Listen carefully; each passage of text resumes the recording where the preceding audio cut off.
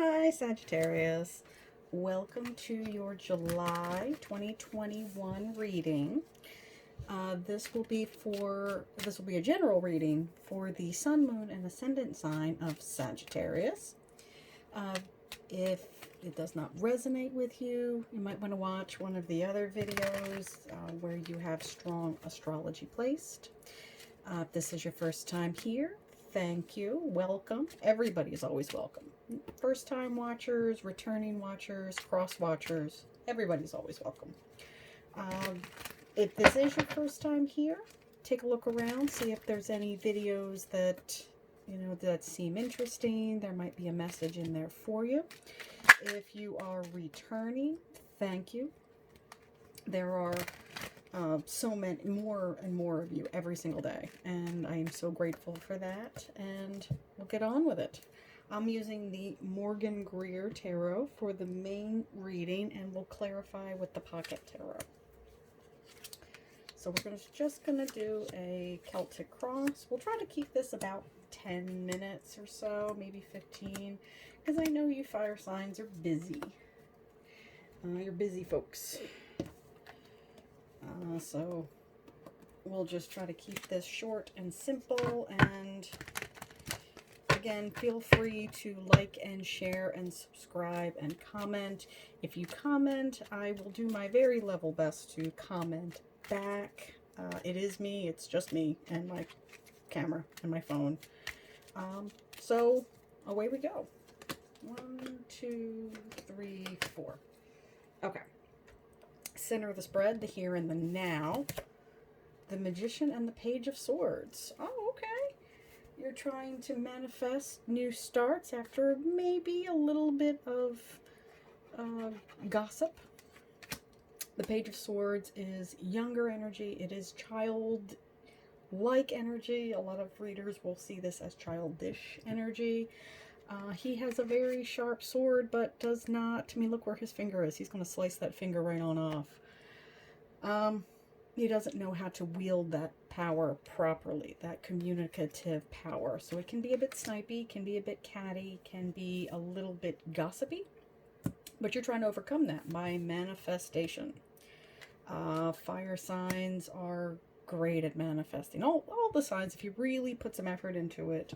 I know a lot of people kind of put that on the water signs because they're more ethereal, but all the signs, fire, earth, water, and air, all can manifest. Everybody can manifest, and that is what this magician is about. He has, and in this case it's a male, but it doesn't necessarily, it's just masculine energy, active energy, not passive. This is just more aggressive energy. But in this case, he's illustrated as a man, so we're going to go with it. Again, the tarot has no gender. Just we're reading the energies as either masculine or feminine. But he has he has all the aces. He has a table full of fresh starts, a table full of tools. He is the architect. He can bring about everything or anything that he sees fit. Base of the spread, Knight of Swords. Okay, we're getting somewhere. The knights are bringers of action. He is a little bit more mature than the page. He's trained. He goes and gets what he wants. This is the fastest moving of the knights. He charges in. He is Sir Lancelot. It's very aggressive, very pointed, very fast moving energy.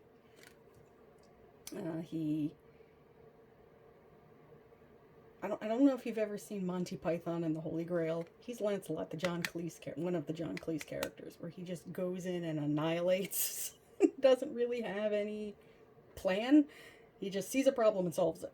Doesn't matter if it's a good solve or bad solve, it's just done. That's this energy. So it's very fast. It's very fast moving. It's not the top of the suit. There's still some maturation that needs to go on, but he's moving in a different direction. He's moving in a more mature direction than the page. But that's the energy. Fast-moving, decisive, aggressive energy. Immediate past, Ten of Swords. I'm getting a lot of air energy, so that's our friends on the other side, the Aries, Libras, and Geminis, intellectual energy. This is a card of, it's a 10, it's a completion. That guy is thoroughly done. He is thoroughly done. He is moving very literally into the next world. That's what 10s are. They are completions. They are the top of the suit. They are... after that is the ace. And that's what we have here, is all of the aces. So you have, in a sense, completed this intellectual course of something that you've needed to learn. This is a particularly gruesome way to depict that, kind of bled out into the snow. But dawn is breaking. If you look very, very closely, you'll see the very beginning of the new day. You'll see the very beginning of dawn. So there you go. That's in the past. So that is an end to a very stressful situation. Top of the reading. Not surprising, 8 of Cups. This is something that you're walking away from. Something rather emotional, something that absolutely is not serving you. That's a great big, it's almost blocking his path. So he has to, whatever is following him, he has put a wall up. And so this person in this hood can make a new path, have a fresh start. Immediate future. Page of Cups. Aww. Again, this is less mature energy than, say, the King and Queen, but it's a fresh start. There's one cup. It's younger energy, so somebody may come into your life who is slightly younger, maybe a bit less mature than you, maybe a little less worldly, but look how wide those eyes are. They're just full of wonder. But the Tulip, springtime energy, early in the year energy. If you think of the year as a person, spring is the childhood and adolescence. Summer is young adult. Fall is maybe middle age. And winter is elderly. Tulip, springtime. So very emotionally young.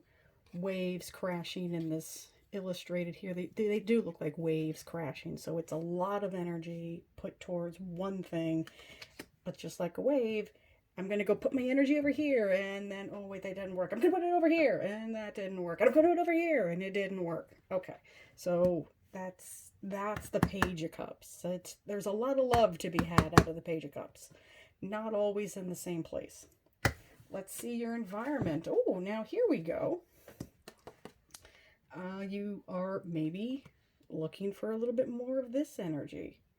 That grown-up energy. You'll notice his fields are a little bit greener, a little bit more lush.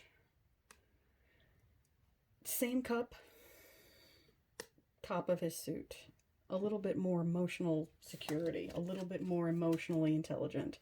And this may be what you're going for. This, those are full flags. This actually can represent a wedding.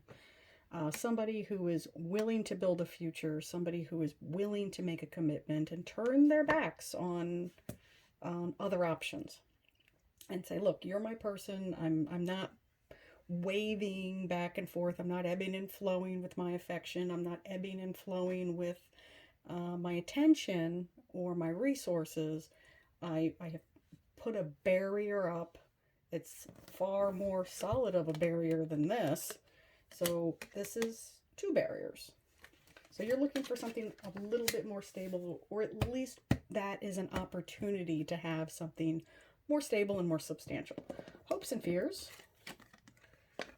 3 of Swords. There's that sword energy again. But this, you know how sharp these swords are.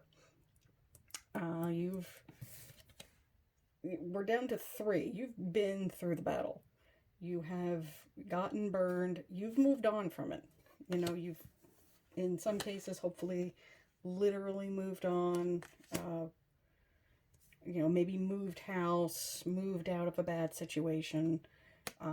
This is a wounded card. It's bleeding. It's wounded, but not being wounded. Does that make sense? You know, it has been wounded. It's bloody, but not bleeding. It's beginning to heal. This sword, the blood is starting to dry out. There's no blood on these two swords. It's past pain. So that's good. Immediate future. Ta-da! Oh, nice. You've manifested your nice, secure, you know, lucky penny. That's how I think of the Ace of Pentacles. Is the Ace is something to build upon. It's something substantial. It is something solid. That's the marker of the Pentacles, the Ace of Pentacles. You can take a pile of money and you can look at it and you can stack it up and you can put things and you can invest it and you say, I have X number of monetary unit. You can't really do that with emotions, can't do that with intellectualism, can't do that with life passions, but you can do that with money. It is a finite resource. It is a solid, stable, valuable resource. Can also mean educational pursuits. What my dad used to say is, nobody can take your education away from you ever. Once you know something, nobody can take that information away from you. Let's read your clarifier, shall we, Sag? We have the Devil. So this is the card of Capricorn, more earth energy. So he is a little bit of a silver-tongued guy, at least in this deck. It is self-limiting. So again, walking away, you want to be mindful that you're not completely closing yourself off. Being you know, self-limiting, you know, saying, I'm not going back out dating. I have to stay into this job. I have to stay in this relationship. I have to stay in this one particular spot, even though I hate it, even though it's over, even though it's not serving me. I can't do any better. That's what this card is saying. Don't do that to yourself. Free yourself. If you look at the Rider-Waite, it's actually the lovers from the card of Gemini, chained to the Devil, and they're not particularly, you know, tightly bound.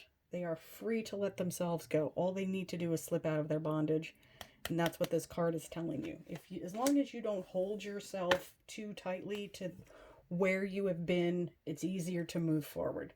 And that's what this talks about as well, is really keeping an open mind and an open heart. Another page, what does that make, 3? So he is, I like the fact that he has the hot peppers here. He's very spicy. He's the Page of Wands. He is my happy wandering hippie. He is the guy that says, hey, Sagittarius, let's go to Burning Man. And then forget to put gas in the car, not buy the flight ticket, get there and then get completely lost and you miss the festival. That's this guy. But he's got a lot of passion. He's got a lot of heat, got a lot of charisma, got a lot of sparks, but it's not mature energy. He is a little bit of a flight risk. Let's put it that way. The Hanged Man, taking a new perspective. There's a lot of Four of Swords energy. We have a lot of swords here. It's a Four of Swords energy. Taking a step back, looking at things from a completely different way. And that's the origin of the Hanged Man, is Odin putting himself up the tree of knowledge so he can learn what he's missing. That's the origin of the Hanged Man. And he is not up there because he was placed up there. He is up there because he chooses to be up there. And if you look very closely, the Hanged Man never looks stressed. It's not a punishment. He's not being hanged. He's up there by his foot, so it's not really doing any long-term damage or permanent damage. He's just looking at the world from a different way. So I think I will leave it there, Sagittarius. Hopefully that was helpful. I look forward to seeing you in August. I'll see you next time, family. Bye.